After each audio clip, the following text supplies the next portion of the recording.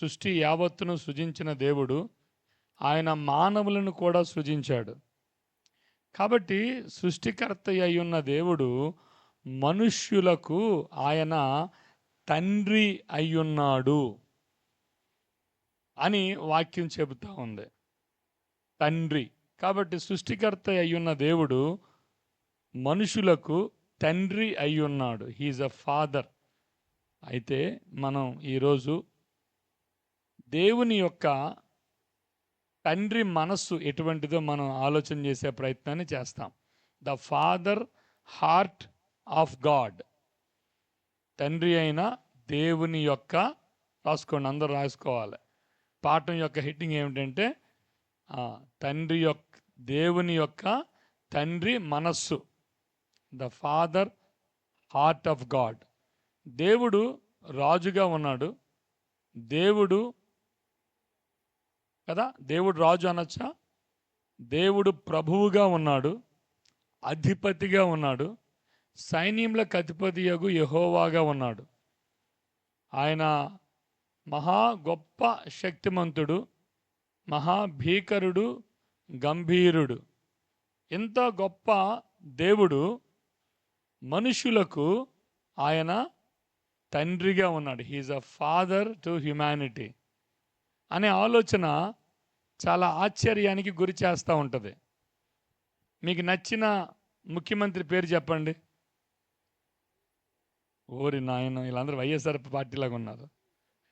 Okay, జగన్ని మనం రాజశేఖర రెడ్డినో, జగన్నో, చంద్రబాబు నాయుడునో మనం చూసినప్పుడు వారిని ఎలా చూస్తాం? మనం వారిని అధికారిగా చూస్తాం, వారిని అధికారంలో చూస్తాం. ఆయన పిల్లలతో ఆడుకున్నాడు అనుకోండి. తన సొంత మనవడు, చంద్రబాబు నాయుడు యొక్క మనవడు దేవాంశ్, తన మనవడితో ఆట ఆడుకుంటున్నాడు అనుకో, తాతగారిలాగా. లేకపోతే పవన్ కళ్యాణ్ తన కొడుకులతో ఆడుకుంటున్నాడు అనుకోండి. అప్పటి రోజులు అందరూ వెళ్ళి ఫోటోలు తీసి వేస్తారా లేదా? టీవీలో చూపిస్తారా లేదా? అంటే ఇది అసాధారణమైన విషయం. ఏది? ఒక అధికారిగా ఉండి, ఒక సామర్థ్యము గలవాడుగా ఉండి, సామాన్యుడిగా ఒక తండ్రిగా ఉండడం అనేటటువంటిది రెండు భిన్నమైన విషయాలు కలవడం ఒక వ్యక్తిలో చాలా విడ్డూరంగా అనిపిస్తుంది. ఏంటి రెండు భిన్నమైన విషయాలు? ఒకటి, అత్యంత శక్తిమంతుడైన దేవుడు. రెండు, ఒక సామాన్యమైన తండ్రిగా ఉండే దేవుడు. ఈ రెండు ఒకరిలోనే ఉండడం అనేది చాలా విడ్డూరం కల్పిస్తూ ఉంటుంది. కలెక్టర్గా ఉన్న ఒక ఆయన పిల్లలతో ఆడుకోవడం కానీ, కలెక్టర్గా ఉన్న ఒక మేడం గారు ఇంట్లో అంట్లు తోముకుంటుంది అనుకో, ఇంటికి వెళ్ళి ఇంట్లో బట్టలు ఉత్తుకుంటుంది అనుకో, చాలామందికి ఆశ్చర్యంగా అనిపిస్తుంది. కానీ ఆ రెండు కూడా సాధారణమైన విషయాలే. ఆమె చదువుకుంది, ఆమె కలెక్టర్ అయ్యింది. కానీ ఇంటికి వెళ్ళేటప్పటికి ఆమె ఒక భార్య. కాబట్టి భర్తకు వండి పెట్టాలి, ఇంట్లో బట్టలు ఉతకాలి. కానీ ఒకసారి ఉద్యోగం వచ్చి, ఒకసారి ఒక ఉన్నతమైన స్థితికి వెళ్ళిపోయిన తర్వాత నేను పొలంకి వెళ్ళను, ఎంఆర్ఓ అయ్యుండి తన పొలంలో దున్నుకుంటూ ఉంటే ఎలా ఉంటుంది మనకి? టూ ఎక్స్ట్రీమిటీస్ అన్నమాట. టూ ఎక్స్ట్రీమిటీస్ అంటే రెండు ఉన్నతమైన విషయాలు ఒక వ్యక్తిలో కలవడం అనేది చాలా ఆశ్చర్యంగా మనకి కనబడతా ఉంటుంది. అయితే దేవునిలో అటువంటి ఆశ్చర్యమే మనకు కలుగుతూ ఉంది. అదేమిటంటే, దేవుడు సృష్టికర్త అయి ఉన్నాడు, దేవుడు స్వయంభవుడు, దేవుడు సర్వోన్నతుడు, ఆయన సర్వశక్తిమంతుడు కదా. చెప్పగలరా? ఆయన ఉన్నతమైన విషయాలు చెప్పండి. ఆయన ఎంత గొప్పవాడో రాసుకోండి మీ కాగితాల్లో. ఆయన ఎంత గొప్పవాడు, కొన్ని మాటలు రాయండి. ఆయన ఎంత గొప్పవాడు, ఆయన ఎంత భీకరుడు, ఆయన ఎంత సామర్థ్యము, శక్తి కలిగిన వాడు. మాటతో సృష్టిని చేసిన వాడు కదా. సముద్రాన్ని 2 పాయలుగా చేయగలిగిన వాడు కదా. సమస్త జీవరాశిని సృష్టించాడు కదా. సమస్త భూచర జంతువులను, కనబడే ప్రతి జీవిని ఆయనే తయారు చేశాడు కదా. ఇంత భీకరుడైన ఇంత గొప్ప దేవుడు తండ్రిగా ఉండాలి అని అంటే ఆయన తగ్గించుకోవాలా, హెచ్చించుకోవాలా? కదా. తండ్రిగా ఉండాలి అని అంటే కఠినమైన మనస్సు. నాయకుడిగా దేవుడు అని అంటే కఠినమైన మనస్సు, పాపాన్ని శిక్షిస్తాడు. నోవహు దినాల్లో ఏం జరిగింది? నోవహు దినాల్లో ప్రజలందరూ ఏం చేశారు? పాపం చేశారు కదా. నోవహు కుటుంబాన్ని తప్పించాడు, కానీ మిగతా ప్రజలందరూ ఏమయ్యారు? నీటిలో కొట్టుకుపోయారు కదా. కాబట్టి సొదొమ గొమొర్రాల విషయంలో ఏం జరిగింది? సొదొమ గొమొర్రాల విషయంలో అగ్ని గంధకాలతో దేవుడు పాపం చేసిన వారందరినీ కాల్చివేశాడు కదా. అంటే దేవుడు సృష్టికర్త అన్నప్పుడు దేవుడు కోపంగా ఉంటాడు, దేవుడు భీకరుడిగా ఉంటాడు, దేవుడు శిక్షించేవాడుగా ఉంటాడు అని ఇవన్నీ ఎరిగిన మనం ఇంకొక విషయాన్ని గురించి కూడా మనం ఆలోచన చేయాలి. అదేమిటంటే there is a fatherly heart in the heart of God. దేవుని యొక్క మనసులో తండ్రి లాంటి మనసు ఉన్నది. చెప్పండి, ఎటువంటి మనసు ఉంది? ఈ ఆలోచన మనలో చాలా ఉన్నతమైన అనుభూతిని కలిగిస్తూ ఉంటుంది, మంచి ఫీలింగ్ కలుగుతూ ఉంటుంది. ఇప్పుడు దేవుడే మన తండ్రి అయితే మన తండ్రి ఎటువంటి వాడు? ఇప్పుడు ఇందాక మీరు రాసుకున్న మాటలు చూడండి. మన తండ్రి ఎటువంటి వాడు? ఆయన సృష్టికర్త, పరిస్థితులను తన ఆధీనంలో ఉంచుకోగలడు, పరిస్థితులను శాసించగలడు, ఆయనకు అసాధ్యమైనది ఏది కూడా లేదు. అంతటి గొప్ప దేవుడు మనకి తండ్రిగా ఉన్నాడు అనేది మంచి ఫీలింగా, చెడ్డ ఫీలింగా? ఎటువంటి ఫీలింగ్ కలుగుతుంది? ఆ ఫీలింగ్ వల్ల నీకేమొస్తుంది? నీ మనసులో ధైర్యం, అతిశయం, సంతోషం, ఆనందం, బలం కదా, ఇవన్నీ కలుగుతూ ఉంటాయి. కాబట్టి మన యొక్క ఆలోచనల్లో ఈ ఆలోచన చాలా ప్రాముఖ్యమైనదిగా ఉంచుకోవాలి. అదేమిటంటే దేవుడు మనకు తండ్రిగా ఉన్నాడు. He is father to us. కొన్ని వచనాలు మనం చదువుకుంటాం. ఒక ద్వితీయోపదేశపు కాండం 32వ అధ్యాయం. ద్వితీయోపదేశపు కాండం 32వ అధ్యాయం 6వ వచనం. ద్వితీయోపదేశపు కాండం 32వ అధ్యాయం 6వ వచనం. ద్వితీయోపదేశపు కాండం 32వ అధ్యాయం 6వ వచనం. బుద్ధి లేని అవివేక జనమా, ఇట్లు యెహోవాకు ఆయన నిన్ను సృష్టించిన తండ్రి కాడా? ఆయనే నిన్ను పుట్టించి స్థాపించెను. నీకు తండ్రి కాడా? ఆలోచన చేశారా? ఏమంటాడు? పాపిష్టి జనమా, మీరెందుకు దేవుని అట్లా మీరు తిరుగుబాటు చేస్తా ఉన్నారు? ఆయన సృష్టించిన తండ్రి కాడా? Is it not your father who has created you? నీకు తండ్రి కాడా? 16వ వచనం చూడండి. 18వ వచనం. నిన్ను పుట్టించిన ఆశ్రయ దుర్గమును విసర్జించితివి, నిన్ను కనిన దేవుని మరచితివి. నిన్ను కనిన దేవుని మరచితివి. కాబట్టి మొట్టమొదటిసారి ఇశ్రాయేలు ప్రజల ఎడల దేవుడు తండ్రి. దేవుడు తండ్రి. తండ్రి అంటే అత్యంత దగ్గరి సంబంధం కదా. తండ్రి అంటే అత్యంత దగ్గరి ఔన్నత్యం. తండ్రి అంటే అత్యంత దగ్గరి సహవాసం. తండ్రి అంటే అత్యంత దగ్గరి ఔన్నత్యం, ప్రేమ, అనురాగం, ఆప్యాయత, భద్రత, బాధ్యత, ఇవన్నీ కూడా ఒక తండ్రి నుంచి మనం పొందుకునేవే. కాబట్టి ఇశ్రాయేలు ప్రజల విషయంలో దేవుడు అంటాడు, మీరు నా తండ్రి, నేను మీకు తండ్రినై ఉన్నాను. యెషయా గ్రంథం 63వ అధ్యాయం 16వ వచనం. యెషయా గ్రంథం 63వ అధ్యాయం 16వ వచనం. యెషయా గ్రంథం 63వ అధ్యాయం 16వ వచనం. మాకు తండ్రివి నీవే, అబ్రహాము మమ్ము నెరగకపోయినను, ఇశ్రాయేలు మమ్మును అంగీకరింపకపోయినను, యెహోవా నీవే మా తండ్రివి. జాన్ గారు రండి. అనాది కాలము నుండి మా విమోచకుడని నీకు పేరే కదా. గమనించారా? ఇశ్రాయేలు ప్రజలు ఏమని ప్రొక్లైమ్ చేస్తూ ఉన్నారు అని అంటే, వారు బోధింపబడ్డారు, వారి జీవితంలో వారు అనుభవించారు. అదేమిటంటే వారు ఇశ్రాయేలు ప్రజలకు యెహోవా దేవుడు తండ్రిగా ఉన్నాడు. ఇర్మియా గ్రంథం 3వ అధ్యాయం 19వ వచనం. ఇర్మియా గ్రంథం 3వ అధ్యాయం 19వ వచనం. మలాకీ గ్రంథం 2వ అధ్యాయం 10వ వచనం. మలాకీ 2:10. మలాకీ 2:10 చదవండి. మలాకీ గ్రంథం 2:10. మలాకీ గ్రంథము 2:10. మలాకీ గ్రంథం 2:10.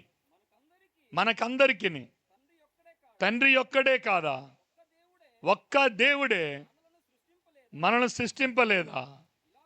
చాలండి. మనకు ఒక్కడే తండ్రి, ఒక్కడే తండ్రి. ఆయనే మన సృష్టికర్త. The one who begotten us is our father. మనలను సృజించిన వాడే మనకు తండ్రి అయి ఉన్నాడు. కాబట్టి మనందరం ఒక విషయాన్ని గమనించే ప్రయత్నం చేస్తున్నాం. అదేమిటంటే మనందరము దేవుని వలన సృష్టింపబడిన వారము. కాబట్టి ఆయన మనకు తండ్రి అయ్యాడు. అంటే అత్యున్నతుడు, అత్యంత ఉన్నత సింహాసనం మీద ఉన్నటువంటి వాడు, మహోన్నతుడు, గంభీరుడు, భీకరుడు, అత్యంత శక్తి సామర్థ్యాలు కలిగినటువంటి వాడు. మనుషులకు ఆయన ఎలా ఉండడానికి ఇష్టపడుతున్నాడు? చెప్పండి, ఎలా ఉండడానికి ఇష్టపడుతున్నాడు? తండ్రిగా అంటే సమీపస్తుడిగా, తండ్రి అంటే బంధువుడిగా, తండ్రి అంటే ఆదరించేవాడుగా, అవసరాలు తీర్చేవాడుగా, తండ్రి అంటే మాట్లాడేవాడుగా, అత్యంత సమీపస్తుడిగా ఉండడానికి ఆయన ఇష్టపడుతూ ఉన్నాడు. ఇటువంటి మానవుడు ఇలా ఉంటున్న దినాలలో పాపము మనిషిని దేవుని నుంచి దూరం చేసింది. ఆదాము పతనమైనప్పుడు ఆ మానవ స్వభావములో మానవుడు పాపం చేయగా దేవుని మాట వినని మానవుడు ఇంకొక తండ్రిని ఎంచుకున్నాడు, ఇంకొక తండ్రిని ఏర్పాటు చేసుకున్నాడు, ఇంకొక తండ్రిని చూస్ చేసుకున్నాడు, ఇంకొక తండ్రి మాటలు వినడం మొదలుపెట్టాడు. యేసు ప్రభువారే ఆ ప్రజలతో మాట్లాడుతుంటాడు. యోహాను సువార్త 8వ అధ్యాయం 44వ వచనము. యోహాను సువార్త 8వ అధ్యాయం 44వ వచనం. 44. మీరు మీ తండ్రి యొక్క అపవాది. అరేరే, అదేంటది? తండ్రి మారిపోయాడు. ఇప్పుడు ఇంతవరకు ఏ తండ్రిని గురించి మనం విన్నాం? సృష్టికర్త అయినా తండ్రి గురించి మనం స్పీక్ అబౌట్ బయోలాజికల్గా, అంటే సృష్టి పరంగా ఒక తండ్రి మనకు ఉన్నాడు. ఆయన మనం సృష్టించాడు. కానీ మనకు ఇంకొక తండ్రి ఉన్నాడు, ఆయన మనం నడిపిస్తూ ఉన్నాడు. ఆ తండ్రి సాతానుడు అని అంటాడు. మీకు ఒక తండ్రి ఉన్నాడు, వాడు మిమ్ములను చెరకు పట్టి మిమ్ములను చదవండి 44వ వచనం చదవండి. యోహాను సువార్త 8:44. మీరు మీ తండ్రి యగు అపవాది సంబంధులు, మీ తండ్రి దురాశలు నెరవేర్చగోరుచున్నారు. ఆది నుండి వాడు నరహంతకుడై ఉన్నాడు, సత్యమందు నడిచిన వాడు కాదు, వాని యందు సత్యమే లేదు. వాడు అబద్ధమాడునప్పుడు వాడు స్వభావం బట్టి అనుసరించియే మాట్లాడును. విన్నారా? ఇప్పుడు ఏం జరిగింది? సృష్టికర్త అయి ఉన్న దేవుడు తన పిల్లల్ని కోల్పోయాడు అన్నమాట. తన పిల్లల్ని కోల్పోయాడు. ఇంకొకడు వచ్చాడు, వాడు వీరిని ఆకర్షించాడు. ఆ ప్రేమగల తండ్రి కౌగిట్లో నుండి వాడు దోచుకున్నాడు. మానవులను వాడు తప్పు త్రోవను నడిపిస్తూ ఉన్నాడు.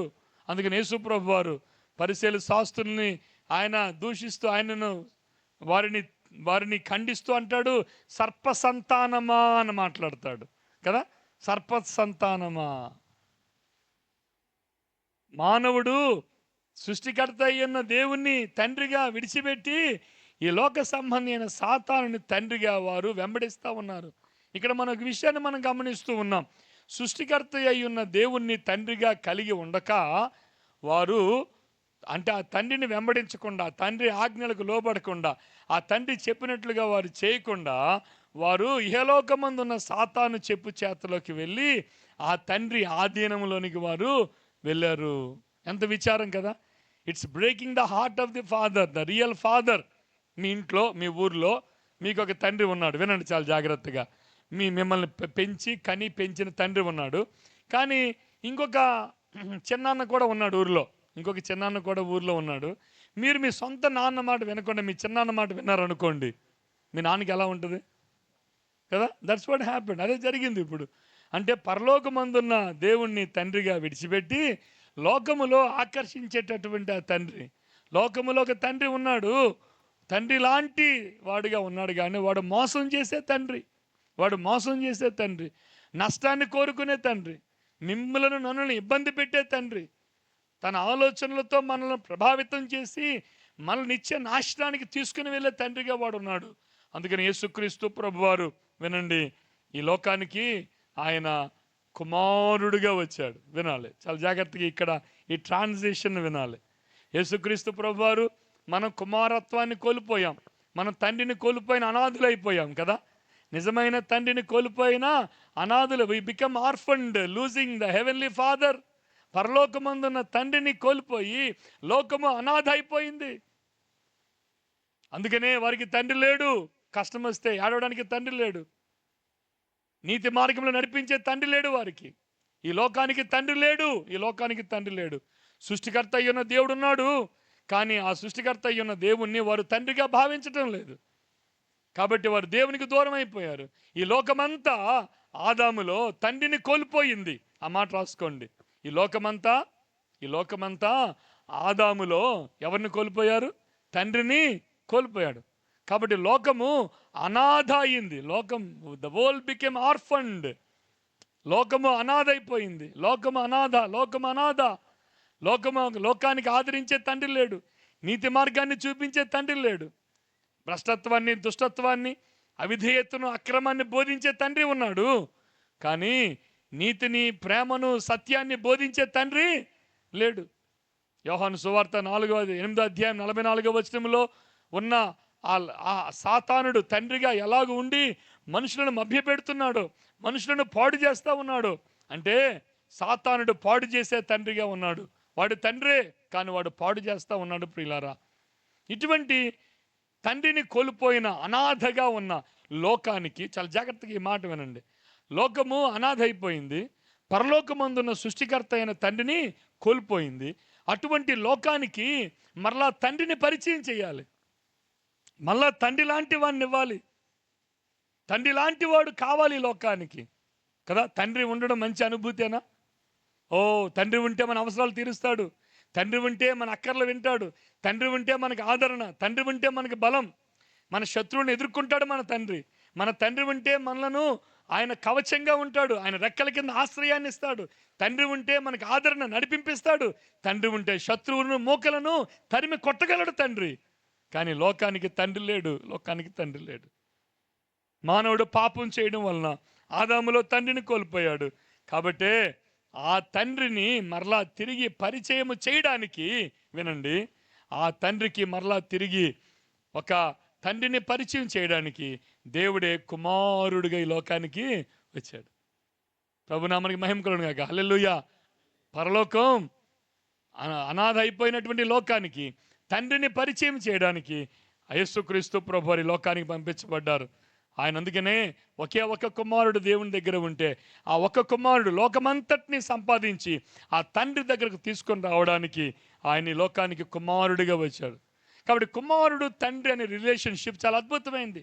క్రైస్తవ్యంలో చాలా బాంధవ్యాలు ఉన్నాయి. సహోదరులం ఉన్నాం కదా. ఆత్మీయ తండ్రులు, ఆత్మీయ పిల్లలు ఉన్నారు, గురువులు ఉన్నారు, శిష్యులు ఉన్నారు. కాబట్టి సంఘము అనే ఈ యొక్క క్రైస్తవ సమాజంలో వీ హ్యావ్ మెనీ రిలేషన్షిప్స్ ఉన్నాయి, చాలా అనుబంధాలు ఉన్నాయి. అక్క అని పిలిచేవారు, అన్నయ్య అని పిలిచేవారు, అయ్యగారిని పిలిచేవారు కదా, పాస్టర్ గారిని పిలిచేవారు, గురువు అని పిలిచేవారు, అక్క అని పిలిచేవారు, తమ్ముడు, చెల్లి. మనం రక్త సంబంధికులం కాదు, కానీ తమ్ముడు, చెల్లి, అన్న అని పిలుచుకునేవారు ఉన్నాం. కాబట్టి ఈ అనుబంధాల మధ్య కీలకమైన అనుబంధం ఏమిటంటే తండ్రి కుమారుల అనుబంధం. ఆ తండ్రి కుమారుల అనుబంధం సరైన స్థానంలో ఉంటే మిగతా అనుబంధాలన్నీ సరైన స్థానంలోనే ఉంటాయి. తండ్రి కుమారుల అనుబంధంలో యేసుక్రీస్తు యోహాను సువార్త 3వ అధ్యాయం 16వ వచనం 18వ వచనం చదువుదాం. యేసుక్రీస్తు ప్రభువారు అద్వితీయ కుమారుడుగా, ద్వితము కానివాడుగా, ఆయన ఒక్కడై ఉన్న కుమారుడుగా, ఆయన ఒక్కడే, అటువంటి వాడు ఇంకొకటి లేడు.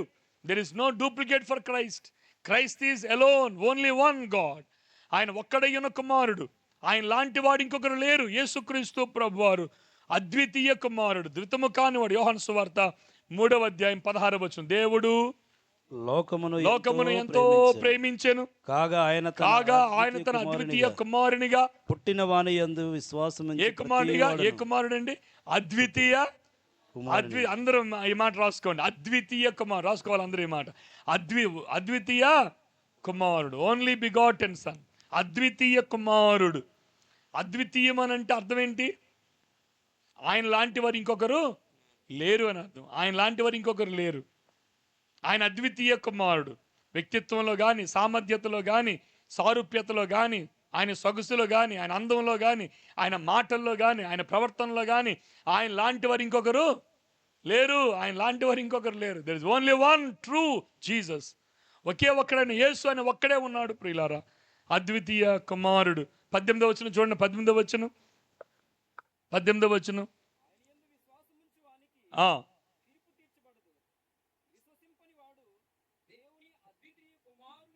దేవుని అద్వితీయ కుమారుని నామమందు గమనించారా? యేసుక్రీస్తు ప్రభువారు ఎవరిప్పుడు? అద్వితీయ. అందరూ చెప్పాలి. ఎవరైనా అందరూ చెప్పాలి. ఎవరు వెనకాల చెప్పడం లేదు. ఎవరైనా కొంచెం గట్టిగా గుమ్మడి ఊరోళ్ళకి వినబడేట్టు చెప్పగలమా? ఆయన అద్వితీయ కుమారుడు. అద్వితీయ కుమారుడు ఆయనకున్న టైటిల్ అది.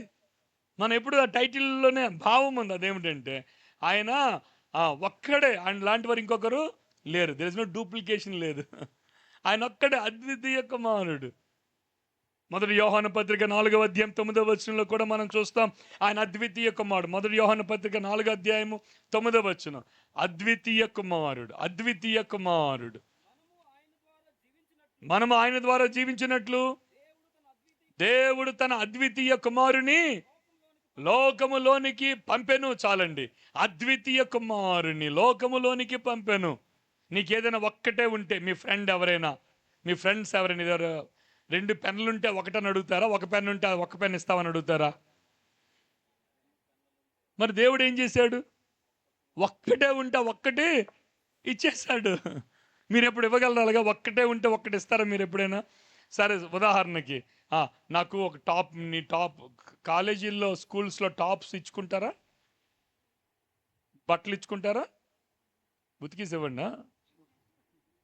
వేసవిలో అడగండి, శీతాకాలం అడిగితే అడగండి. కానీ ఒక్కటే నీకు అడిగారు అనుకో, నాకు ఆ రెడ్ టాప్ ఇవ్వ అని అడిగారు అనుకో, నా దగ్గర ఇది ఒక్కటే ఉంది, నేను ఇవ్వలేను కదా. ఎన్నిసార్లు అన్నాం కదా, I have the only one I cannot give. నా దగ్గర ఒక్కటే ఉంది, నేను ఇవ్వలేను అని ఎన్నిసార్లు అన్నాము. కానీ తండ్రి అయిన దేవుడు ఆయన ఒక్కడై ఉన్న, చెప్పండి అందరూ చెప్పండి, ఒక్కడై ఉన్న అద్వితీయ ఇంకొకరు కానటువంటి ఆ కుమారుణ్ణి ఈ లోకానికి పంపించాడు. పర్పస్ ఏంటి? రాసుకోండి. పర్పస్ ఎందుకు పంపించాడనంటే అనాథ అయిపోయిన లోకానికి మధ్యవర్తిగా పంపించబడ్డాడు. అనాథ, తండ్రిని కోల్పోయి దుష్టుని చేతుల్లో ఉన్న, తండ్రిని కోల్పోయి దుష్టుని చేతిలో ఉన్న ఆ లోకానికి తండ్రిని పరిచయం చేయడానికి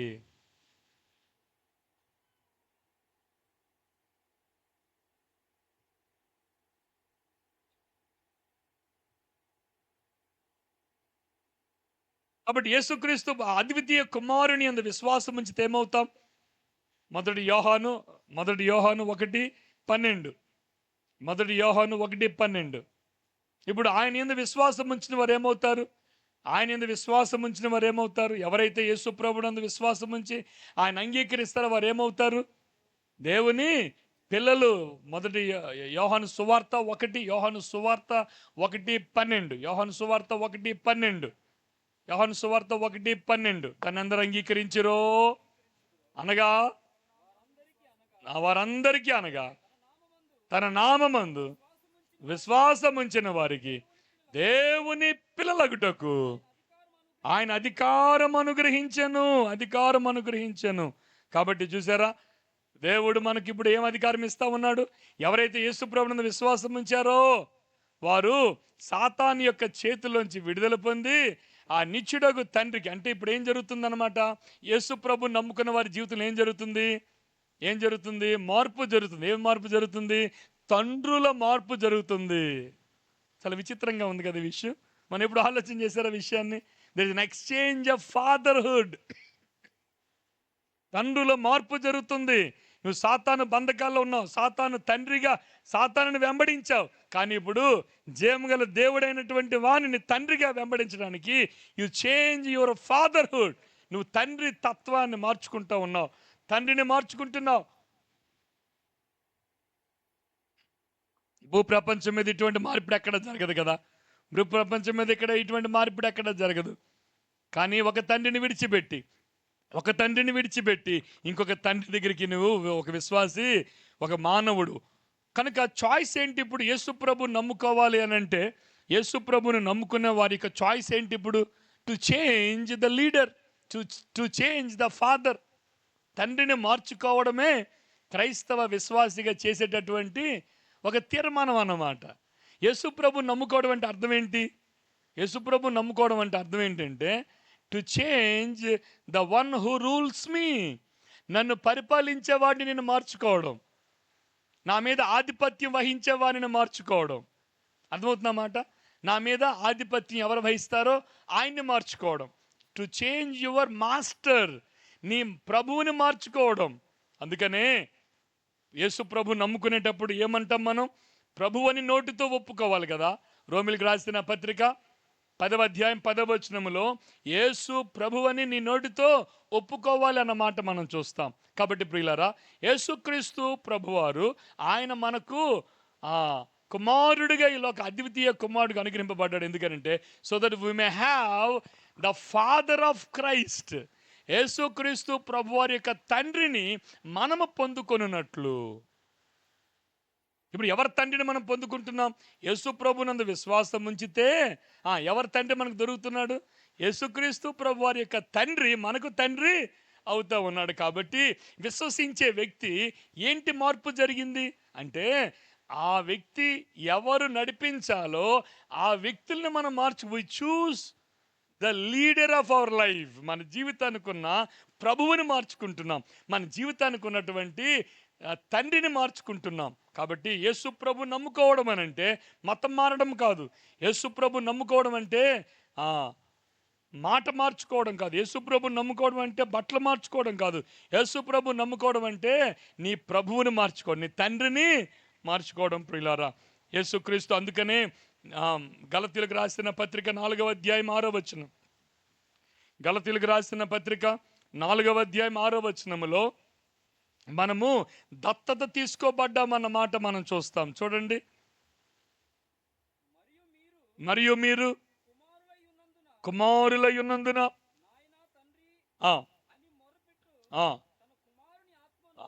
తన కుమారుని ఆత్మను దేవుడు మన హృదయములోనికి పంపెను. తర్వాత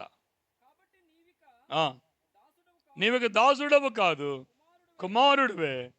కుమారుడువైతే దేవుని ద్వారా వారసుడవు. వినండి, కుమారత్వములో మనం తండ్రిని సంపాదించుకున్నాం.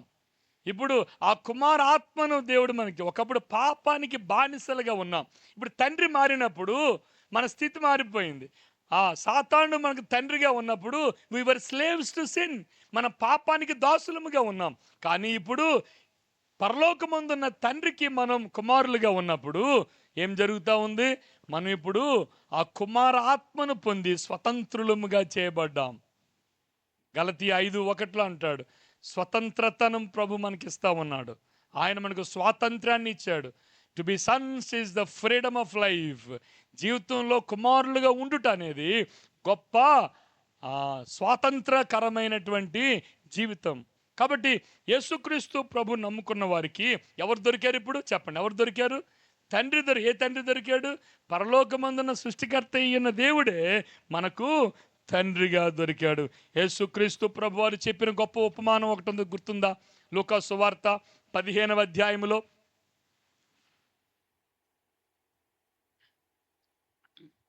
లూకా సువార్త 15వ అధ్యాయంలో తప్పిపోయిన కుమారుడు కథ అంటాం కదా. అది తప్పిపోయిన కుమారుడు కథ కాదేమో కదా, అది తప్పిపోయిన తండ్రి కథేమో కదా. తప్పిపోయిన కుమారులు ఎంతమంది ఉన్నారు అక్కడ? 2 ఉన్నారు. ఒక కుమారుడు ఇంట్లో నుంచి బయటికి వెళ్ళి తప్పిపోయాడు, ఇంకొక కుమారుడు ఇంట్లో ఉండే తప్పిపోయాడు. కాబట్టి తండ్రిని 2 అంగీకరించటం లేదు. ఇంట్లో నుంచి దూరంగా వెళ్ళిపోయిన తండ్రి కుమారుణ్ణి ప్రేమిస్తూ ఉన్న తండ్రిని మనం చూస్తున్నాం. అలాగే ఇంట్లో ఉండి కృతజ్ఞత లేని కుమారుణ్ణి కూడా ప్రేమిస్తున్న తండ్రిని మనం చూస్తూ ఉన్నాం. ప్రియులారా, ఈ తండ్రి కాబట్టి it's a story of a father. ఇది ఒక తండ్రి కథ. మీరు ఆలోచన చేయగలిగితే ఆయన ఎటువంటి తండ్రి?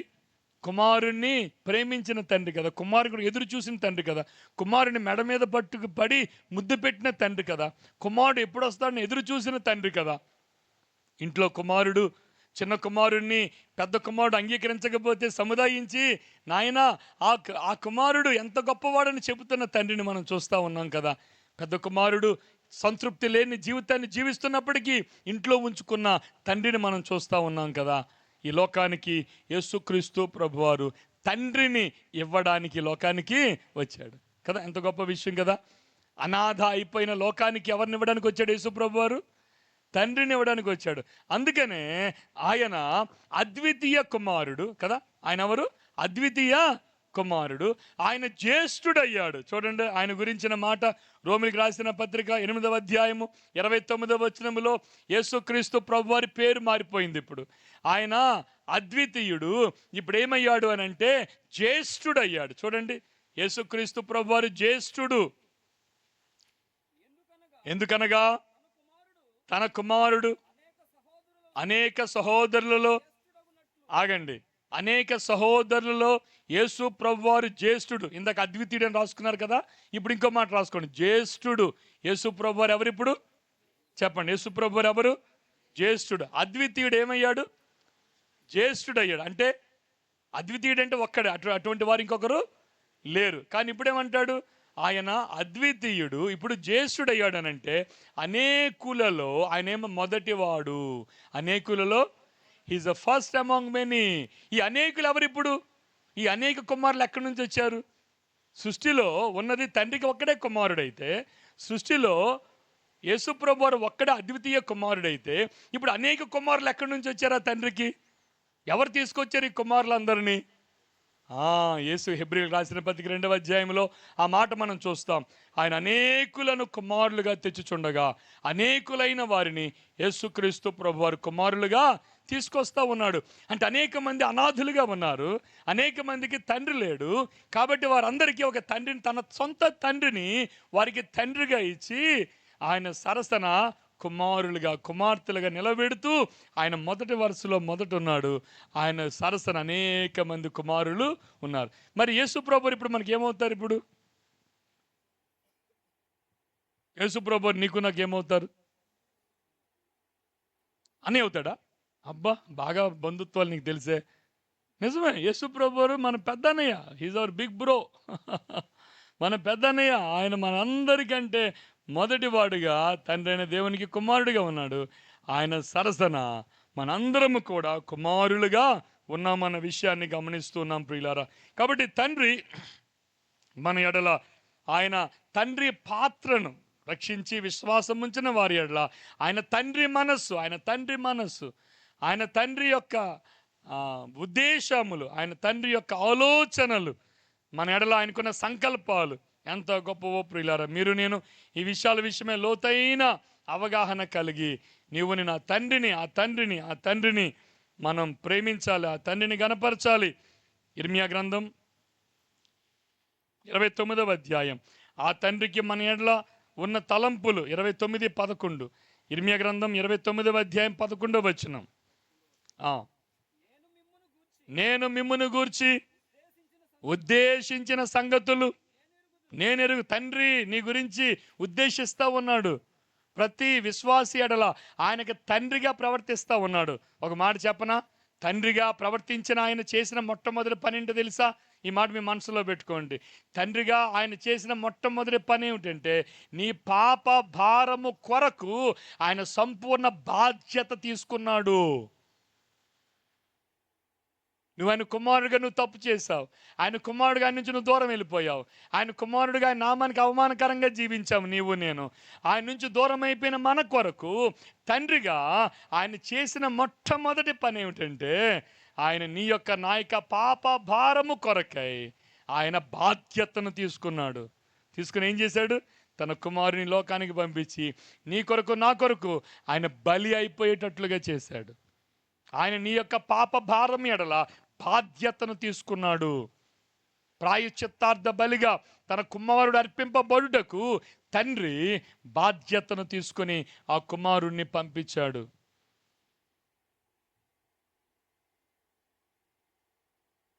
నేను సేవా పరిచర్య చేస్తూనే ఆ, బాల కార్మికుల వ్యవస్థలో పనిచేస్తూ ఉంటాను నేను కొన్నిసార్లు. బాల కార్మికులు అంటే ఎవరు? బాల కార్మికులు అంటే చిన్న 18 సంవత్సరాల లోపుండి పని చేస్తున్నటువంటి వారు బాల కార్మికులు. బాలలు ఎక్కడ ఉండాలి? కార్మికులుగా ఉండాలా, విద్యార్థులుగా ఉండాలా? విద్యార్థులుగా ఉండకుండా కంపెనీలో, ఫ్యాక్టరీలో పనిచేస్తే, సో నేను పనిచేసేటటువంటి ఆ ఆర్గనైజేషన్లో పోలీసులతో కలిసి మేము కంపెనీల మీదకి రైడ్కి వెళ్తాం. ఫ్యాక్టరీలు, షాపులు, కంపెనీలోకి వెళ్ళి చిన్నపిల్లలు ఉన్నారా అని మేము చూస్తాం అనమాట. చూసినప్పుడు ఏం చేస్తాం? ఒకవేళ చిన్నపిల్లలు ఉన్నారనుకోండి, కేసు రాస్తాం. ఏం రాస్తాం?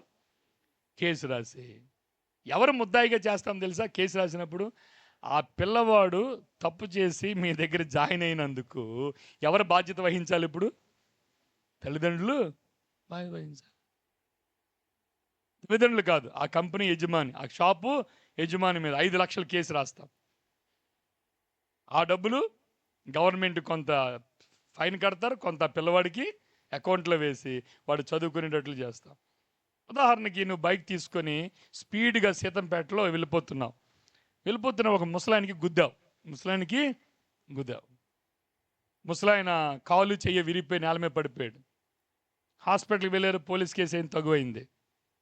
ఇప్పుడు ఆ కాలు చెయ్యి విరిగిపోయిన ముసలోడు డబ్బులు అడుగుతున్నారు. ఇప్పుడు మాకు ట్రీట్మెంట్కి ఖర్చు ఇవ్వండి. ఎవరిస్తారు? ఇప్పుడు నువ్వు చదువుకుంటున్నావు, నీదో డబ్బులు లేవు, బండి నీది కాదు, పక్కింటోళ్ళ బండి, నువ్వు యాక్సిడెంట్ చేసావు. ఇప్పుడు నీ తరపున ఎవరు డబ్బులు చెల్లించాలి?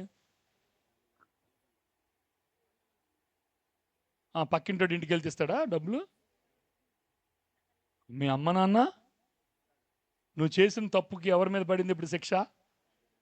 రైట్. నిజమైన తండ్రి తన పిల్లల యొక్క పాప భారము కొరకై ఆలోచన చేశాడు. ఆయన ఆలోచన చేయడం మాత్రమే కాదు, ఆయన ప్రాయశ్చిత్తార్థ బలిని ఆయనే ఏర్పాటు చేశాడు ఆన్ హిజ్ ఓన్ ఎక్స్పెన్స్. నిన్ను నన్ను పాప నివృత్తి చేయడానికి ఆయనే బలి పశువునిచ్చాడు. ఎవరా బలి పశువు అని అంటే ఎవరు? యేసుక్రీస్తు ప్రభునే. కాబట్టి తండ్రి పాత్ర, మొట్టమొదటి పాత్ర తండ్రి అయిన దేవుడు నీ ఎట్లా పోషించింది ఏమిటంటే, నీ కొరకు నా కొరకు ఆ పాప భారాన్ని తీసివేయట కొరకై ఆ మూల్యాన్ని చెల్లించడానికి ఆయనే ఇష్టపడ్డాడు. ఆయన కుమారుని లోకానికి పంపించాడు. అంత మాత్రమే కాదు, ఆయన నీ గురించి నా గురించి ఆలోచన చేస్తూ ఉన్నాడు.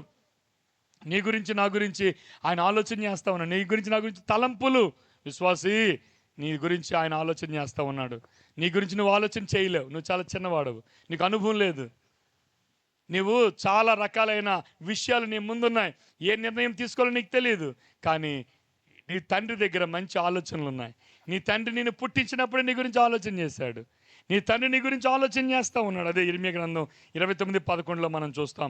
అంత మాత్రమే కదా, ఆయన తండ్రిగా కాపాడేవాడుకున్నాడు. ద్వితీయోపదేశపు కాండం 32వ అధ్యాయంలో సారికి ద్వితీయోపదేశపు కాండం 32వ అధ్యాయంలో సారికి ఆయన ఇశ్రాయేలు ఎడల ఆయన కాపాడేవాడుగా ఉన్నాడు అన్న మాటను మనం చూస్తాం. చూడండి, ఆశ్రయ దుర్గం అన్న మాట మనం చూస్తాం.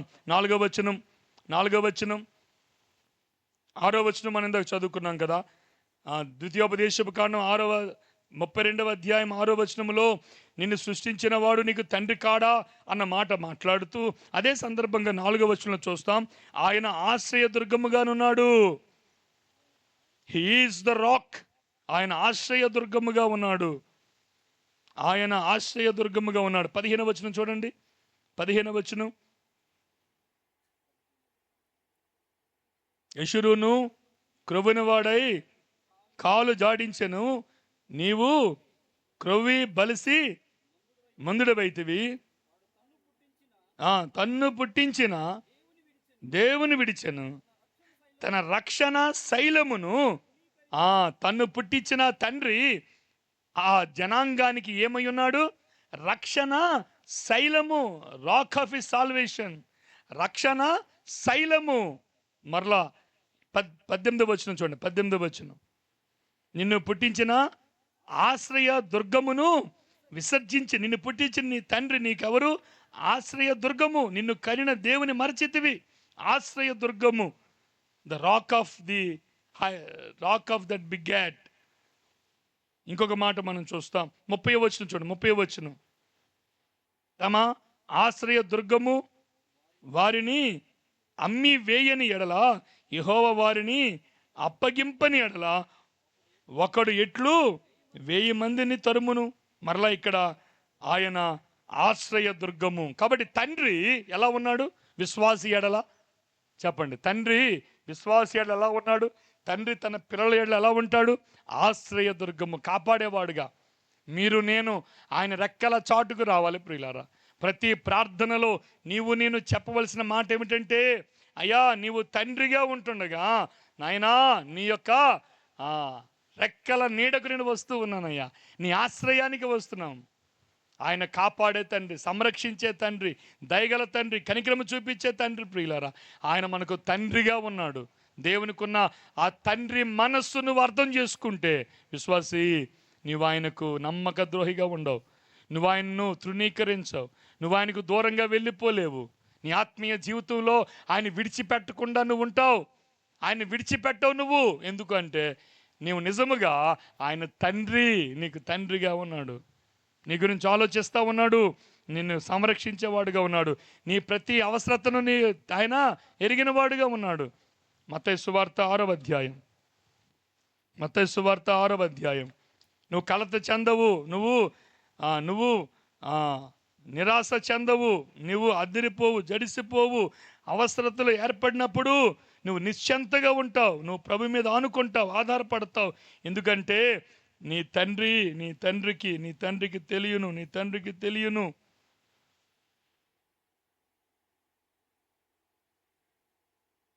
6వ అధ్యాయం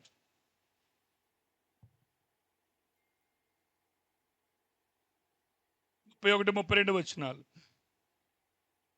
కాబట్టి ఏమి తిందుమో, ఏమి త్రాగుదుమో, ఏమి ధరించుకుందుమో అని చింతింపకుడి. అన్యజనులు వీటన్నిటి విషయమే చింతించుదురు. ఇవన్నీ మీకు కావలెనని చెప్పండి, అందరూ చెప్పండి. ఇవన్నీ మీకు కావలెనని మీ పరలోకపు తండ్రికి తెలియను. కాబట్టి నువ్వేం చేస్తావు? కాబట్టి ఆ కుమారులు ఏం చేస్తారు? కాబట్టి ప్రభునందు విశ్వాసం ఉంచిన వారు ఏం చేస్తారు? వారు ఆయన రాజ్యమును గూర్చి, ఆయన నీతిని గూర్చి వారు వెతుకుతారు. అప్పుడు అవన్నీ మీకు మీరు చింతింపకుడి. 26వ వచనం చదవండి. 26వ వచనం. ఆకాశ పక్షులను చూడుడి, అవి విత్తవు, కోయవు, కొట్టలో కూర్చుకొనవు, ఆయనను మీ పరలోకపు తండ్రి వాటిని పోషిస్తా ఉన్నాడు. ఆ మాట ఆలోచన చేయండి. ఎవరి తండ్రి అంట? మీ వదిలేసావు అక్కడ. మీ పరలోకపు తండ్రి ఎవరిని? వాటిని పోషిస్తా ఉన్నాడు. అంటే అర్థమవుతున్న ఆ భావన? మీ పరలోకపు తండ్రి వాటిని పోషిస్తా ఉన్నాడు. మీ తండ్రి మిమ్మల్ని ఎందుకు పోషించలేడు? ఆకాశ పక్షుల కంటే మీరు శ్రేష్ఠులు కారా? అమ్మా, కలత చెందొద్దు. తొందరపడి నిర్ణయాలు తీసుకోవద్దు. తొందరపడి పెళ్ళిళ్ళు చేసేసుకోవద్దు. తొందరపడి ఎవడో పంచకెళ్ళిపోవాలి, ఎవడో ఆశ్రయదుర్గంగా ఉండాలి, ఎవడో నీడకి వెళ్ళిపోవాలి, ఎక్కడో దగ్గర దాక్కోవాలి, ఎవడో దగ్గర నీడలో ఉండాలి అని కంగారు పడద్దు. ఆయనకి ఆశ్రయదుర్గముగా ఉన్నాడు. అనుభవించండి ఆయన్ని, ఆశ్రయించండి ఆయన్ని. ఆయన ఆదుకుంటాడు, ఆయన బలపరుస్తాడు. ఆయన ఆశ్రయదుర్గముగా ఉన్నవాడు, ఆయన అవసరాలు ఎరిగినవాడు. ఆశ్రయదుర్గముగా ఉన్నవాడు నీ అవసరాలు ఎరిగినవాడు. నువ్వు అడగక ముందునే నీ అవసరాలు తీర్చేవాడుగా ఉన్నాడు. ఆ పరలోకపు తండ్రికి తెలియను. Is conscious about your need. నీ అవసరాల గురించి ఆయన శ్రద్ధ కలిగి ఉన్నాడు. దేవుని తండ్రి మనసు అర్థం చేసుకున్నావా విశ్వాసి? ఆయన తండ్రిగా నీకున్నాడన్న మాట నువ్వు అర్థం చేసుకున్నావా? ఆ రక్షకునిగా అర్థం చేసుకున్నావు. ఆయన ఆరాధికుడిగా అర్థం చేసుకున్నావు. నీ ఆరాధన అందుకోవాలనుకుంటున్నాడు ఆయన. కానీ నీ హృదయంలో నాకు తండ్రి ఉన్నాడు, కలత చెందక నిశ్చంతగా స్థిరముగా ఆ ప్రభు వైపు చూస్తే నాకు తండ్రి ఉన్నాడు అన్న ధైర్యంతో నువ్వు ఉండగలుగుతూ ఉన్నావా? దేవుని యొక్క తండ్రి మనసు అర్థం చేసుకునేవారు చాలా తక్కువగా ఉన్నారు నేటి సమాజంలో. ఎందుకు ఆ మాట అంటున్నాను అని అంటే, 2 విషయాల్లో వారు శ్రద్ధ కలిగి లేనివారుగా ఉన్నారు. ఒకటి, తండ్రి చేత సరిచేయబడే విషయంలో, తండ్రి చేత సరిచేయబట్ట. ఏ తండ్రి అయితే పిల్లల్ని ప్రేమిస్తాడో ఆ తండ్రి వారిని ఏం చేస్తాడు? He corrects them. ఆయన సరిచేస్తాడు, బుద్ధి చెబుతాడు, హెచ్చరిస్తాడు, గద్దిస్తాడు కదా. సామెతల గ్రంథం 3వ అధ్యాయం 12వ వచనంలో, అలాగనే హెబ్రీలకు రాసిన పత్రిక 12:7లో ప్రేమించిన తండ్రి. హెబ్రీ పత్రిక 12:7 చూడండి. హెబ్రీ పత్రిక 12:7, హెబ్రీలకు రాసిన పత్రిక. ఆ తండ్రి మనసు ఎంత ఆదరణకరంగా ఉన్నదో ప్రియులారా, ఆ తండ్రి మనసు మన ఎడల అంత బాధ్యత కలిగిన వాడుగా కూడా ఉన్నాడు. ఆయన మనలను సరిచేసేవాడుగా ఉన్నాడు ప్రియులారా. చూడండి, తండ్రి చదవండి.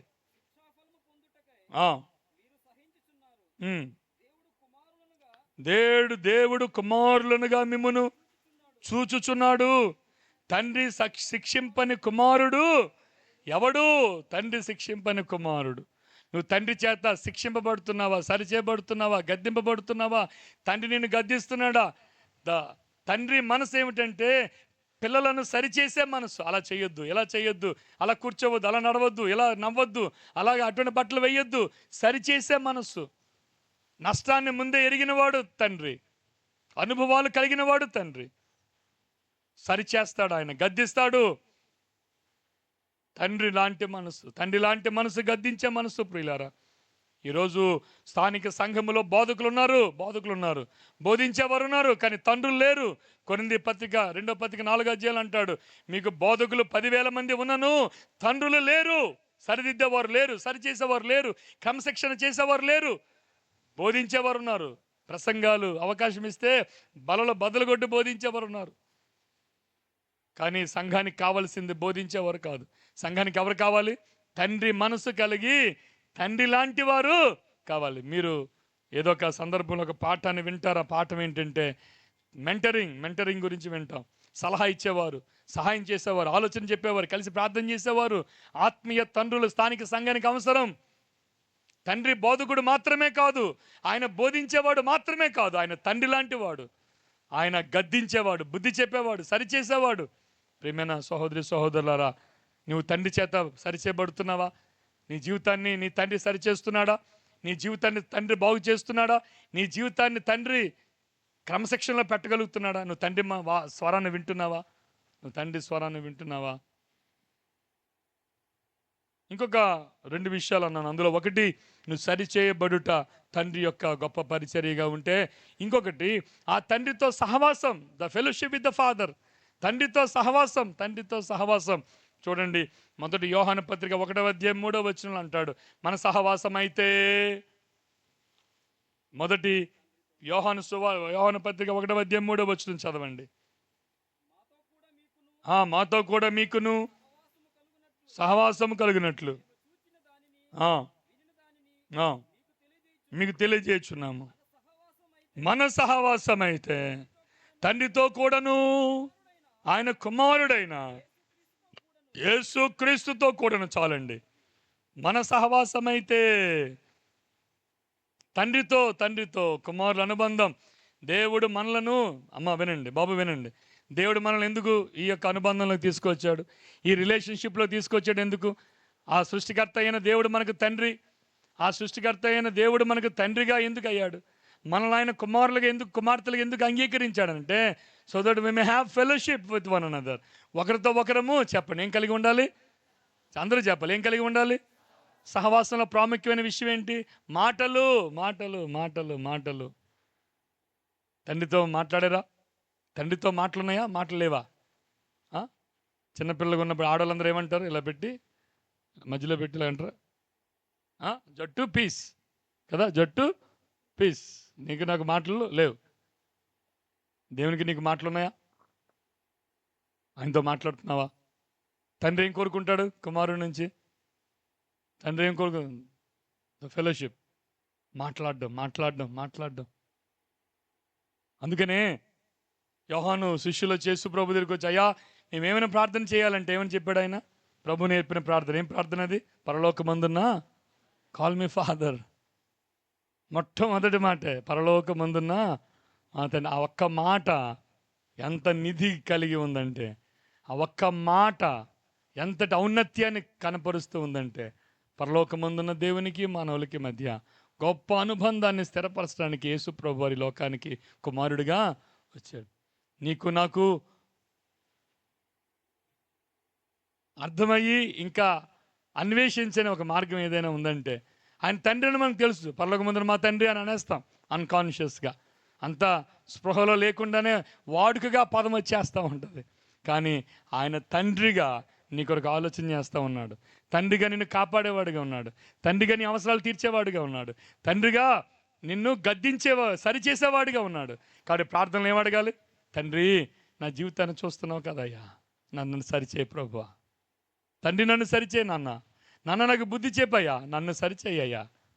చిన్న వయసులుగా ఉంటుండగానే, మీ బాల్య దినాల్లో మీరు ఉంటుండగానే ఆ ప్రభు దగ్గరికి వచ్చి, నాన్న నన్ను సరిచేయి, నన్ను బాగు చేయి, నాకు మాట్లాడడం నేర్పించు, ఆలోచించడం నేర్పించు, చదవడం నేర్పించు నాన్న. ఆయన కాళ్ళు పట్టుకోగలిగితే నువ్వు ఆ తండ్రి చేతుల్లో మలచబడిన కుమారులు. ఎంత అద్భుతంగా దేవుడు తీర్చిదిద్దుతాడు ఆ కుమారుల్ని. ఆయన చేతుల్లో మలచబడితే, ఆయన చేతుల్లో తర్ఫీదు పొందితే, ఆయన చేతుల్లో మీరు ఆయన మాట వింటే ఎంత అద్భుతం, ఎంత అద్భుతం. నీవు నేను ఆశించాలేంటో తెలుసా? తండ్రి, నన్ను మలిచయ్యా, నన్ను సరిచేయ్యా. నీకు ఇష్టం లేని మార్గం నా యందున్నదేమో, నాకు సరిచేయ్యా, నన్ను బాగు చేయ్యా. తండ్రి, నన్ను బాగు చేయ ప్రభువా. నీ స్వరాన్ని నాకు వినిపించయ్యా, నాతో మాట్లాడయ్యా. అమ్మా బాబు, నా మాటలు ముగిస్తున్నాను. ఒక పాట పాడుకొని రెండవ సందేశంలోనికి వెళ్దాం. కొంచెం ఆలస్యంగా ప్రారంభించాం కాబట్టి 1:30కి మనం ముగించుకుంటాం. దాని తరువాత వాక్యం చెప్పని దాసులు సిద్ధంగా ఉన్నారు. అయితే సమయంలో